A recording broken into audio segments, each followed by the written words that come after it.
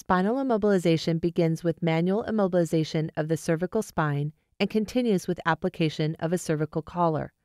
The cervical collar supports the head and neck, maintains neutral alignment of the cervical spine, and reminds the patient to keep from moving his or her head and neck. Spinal immobilization is not complete until the patient is secured to a spine board with the cervical collar in place. Spinal immobilization should be considered anytime a patient sustains a significant mechanism of injury, complains of head, neck, or back pain, suffers soft tissue damage to the head, face, or neck from trauma, or exhibits an altered level of consciousness without explanation. Sometimes you will want to provide spinal immobilization to standing patients. For instance, if you arrive at the scene of a serious motor vehicle collision to find your patient walking around. You must not risk worsening any injuries by asking the patient to sit or lie down. Standing immobilization, or a standing takedown, uses a backboard to carefully but rapidly take the patient down to a supine position without compromising the spine. Begin by taking BSI precautions.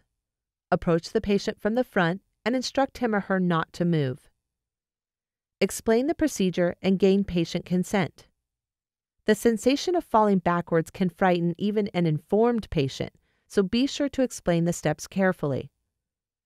Position your tallest crew member behind the patient and have this person hold manual cervical stabilization with one hand on either side of the patient's head and neck. Assess distal pulses, motor function, and sensation, PMS, prior to immobilization.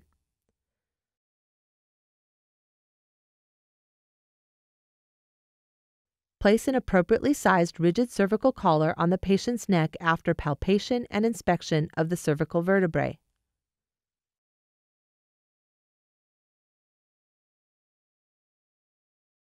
Next, align the backboard parallel to the patient's spine. Two rescuers should stand facing the patient on either side of him or her. Grasp the board and use your body to secure the patient to the board. Lower the board and the patient by taking synchronous steps forward and straightening your arms at the same time. Take 3 steps forward with your eyes looking ahead.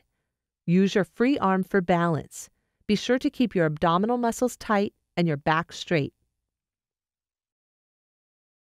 At this time, the rescuer maintaining manual stabilization should ensure that the head remains in a neutral position to the board.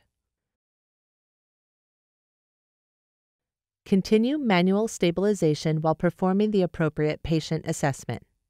Then, secure the patient's body to the backboard with straps, binders, or tape. Place straps across the bony prominences of the shoulders, pelvis, and legs. The body should be secured before the head because it weighs more and will pull the body out of alignment if secured in reverse order. Reassess distal PMS, noting any changes from your initial assessment.